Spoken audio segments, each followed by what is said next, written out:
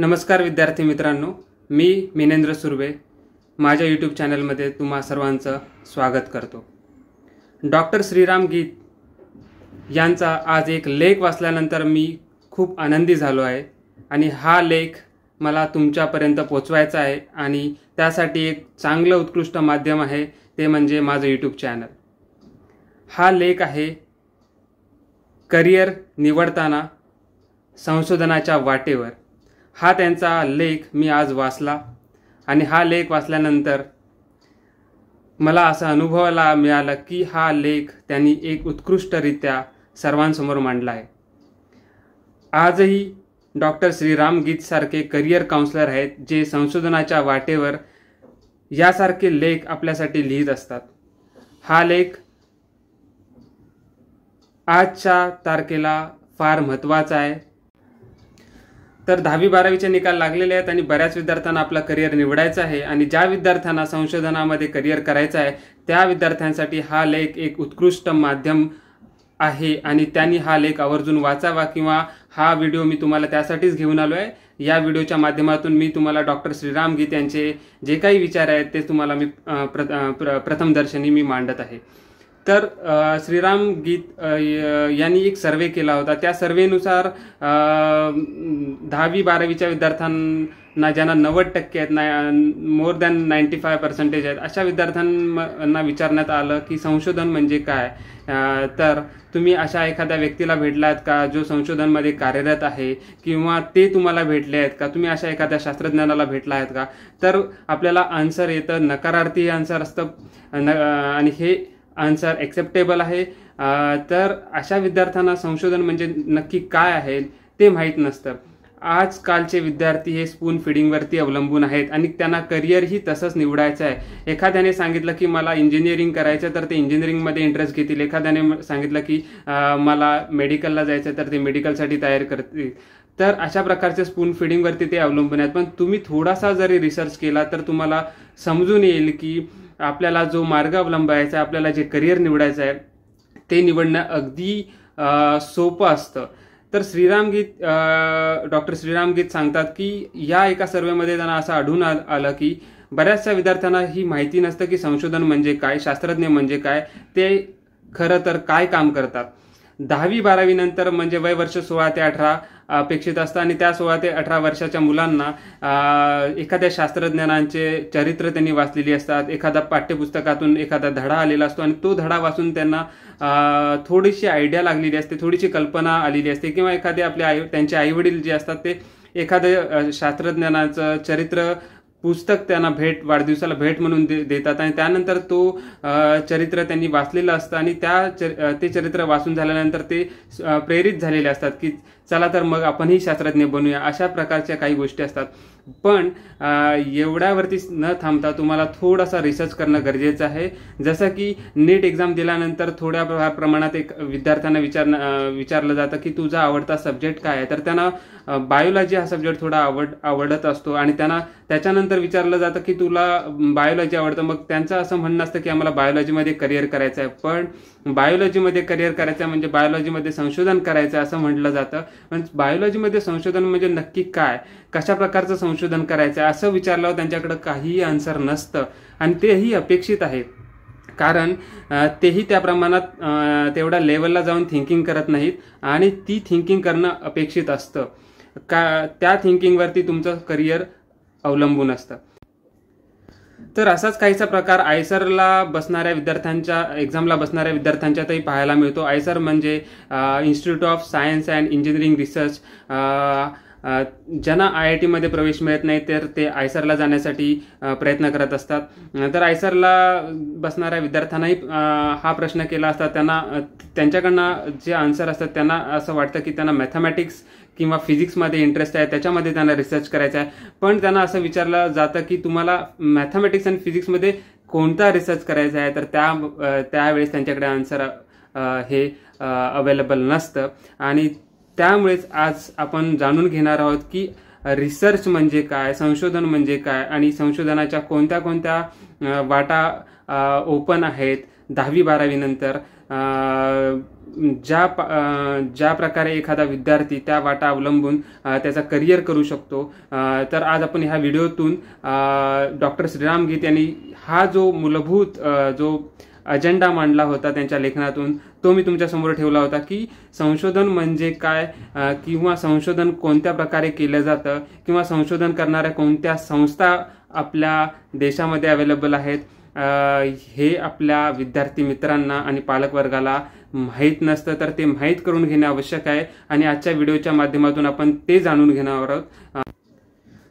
तर डॉक्टर श्रीराम गीत यांच्या मते हा जो प्रवास आहे तो खडतर आहे, लांब पल्ल्याचा आहे, नोकरीचा आहे, पॅकेजचा नाही आहे, असं त्यांचं म्हणणं आहे. पण मी इथे तुम्हाला सांगू इच्छितो की पॅकेज ही त्या प्रमाणात तुम्हाला त्या लेवलचं मिळतं. ज्यावेळेस तुम्ही त्या प्रकारचं संशोधनात अग्रेसर होता तर त्यावेळी तुम्हाला पॅकेजही मिळू शकतं. डॉक्टर श्रीराम गीत असं म्हणतायत की हा प्रवास आहे तो खडतर आहे, लांब पल्ल्याचा आहे, नोकरीचा आहे, पण हा पॅकेजचा नाही आहे. पण मला इथे सांगावं असं वाटतं की पॅकेजही त्या प्रमाणात मिळतात. तर यामध्ये 3-4 टप्पे असतात. तर पहिला टप्पा आहे की जो तुम्ही 12वी नंतर तुम्ही आयसर एक्झाम देऊन रिसर्चमध्ये एंटर करू शकता. एक प्रकारचं असं म्हटलं जातं की या दिशेने वाटचाल करणारे विद्यार्थी योग्य ट्रॅकवरती आहेत. जर ते विद्यार्थी एक्झाममध्ये पास होत आहेत, आयसर देऊन पुढे जात आहेत, तर ते एका विशिष्ट योग्य प्रकारच्या रस्त्याने पुढे जात आहेत असं म्हटलं जातं. बट काही प्रमाणात जर तुम्ही त्या एक्झाममध्ये पास नाही झाला तर तुम्हाला फ्युचरमध्ये बॅचलर BSc करून तुम्हाला काही संस्था आहेत, IIT सारख्या संस्था आहेत, या संस्थांमध्ये PhD किंवा मास्टर किंवा PhD साठी तुम्ही जाऊ शकता आणि तिथूनही तुम्ही तुमचा रिसर्चचा जो ट्रॅक आहे, रिसर्चचा जो तुमचा स्वप्न आहे जे रिसर्चचं, ते कॅरी फॉरवर्ड करू शकता. तर आता मी तुम्हाला सांगू इच्छितो की आयसर आणि BSc through IIT, master through IIT हेच ऑप्शन्स तुम्हाला अवेलेबल आहेत का? तर नाही. इंजिनिअरिंग क्षेत्रात जे लोक आहेत तेही गेट परीक्षा देऊन PhD साठी ॲडमिशन घेऊ शकतात आणि PhD करत करत ते रिसर्चमध्ये एंटर करू शकतात. तर आता या प्रकारचे ऑप्शन्स अवेलेबल आहेत.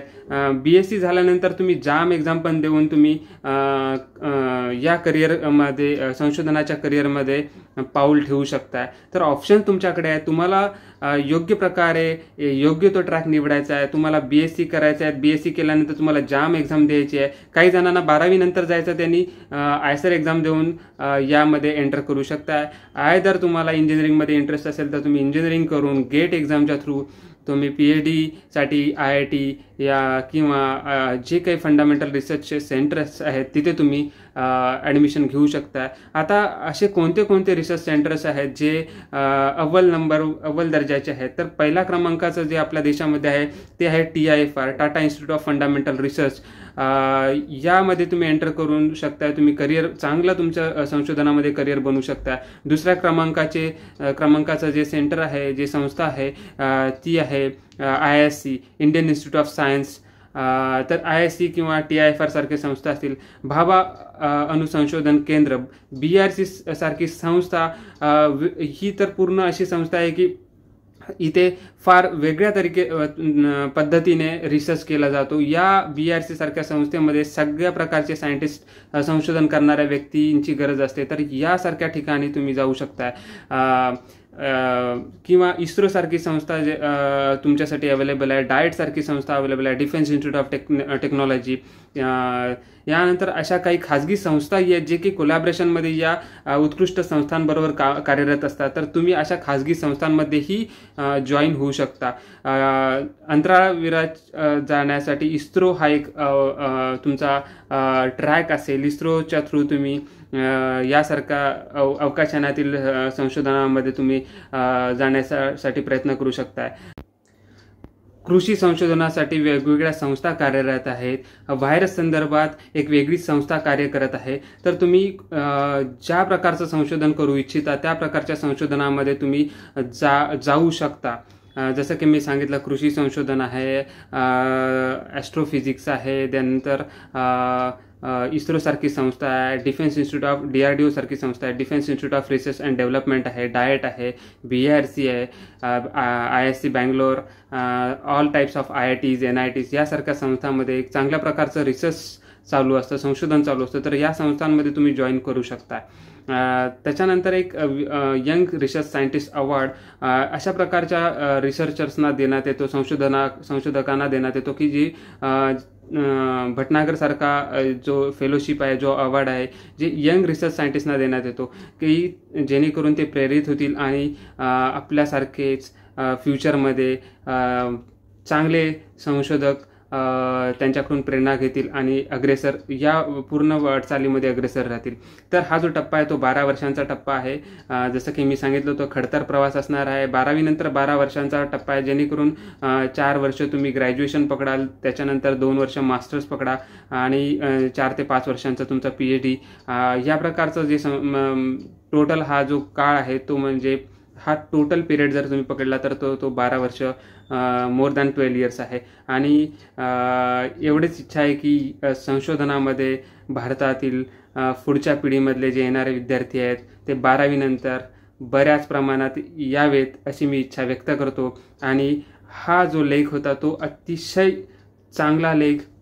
आजही मी इतका खुश झालो की हा लेख लिहिणारे आजही असे करिअर काउन्सलर आहेत की जे संशोधनाला एक पुढे नेण्यासाठी कार्यरत करत आहेत.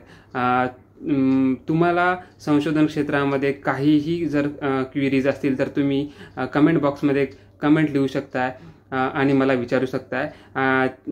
मी सध्या BRCमध्ये रिसर्च असोसिएट या पदावर कार्यरत आहे आणि मलाही आनंद होईल मी तुमच्यासाठी काही हेल्प करू शकलो तर त्या प्रकारे त्या हेतूने माझ्याकडून ती हेल्प असेल. आणि हा व्हिडिओ तुम्ही आवर्जून पाहावा अशी मी विनंती करतो.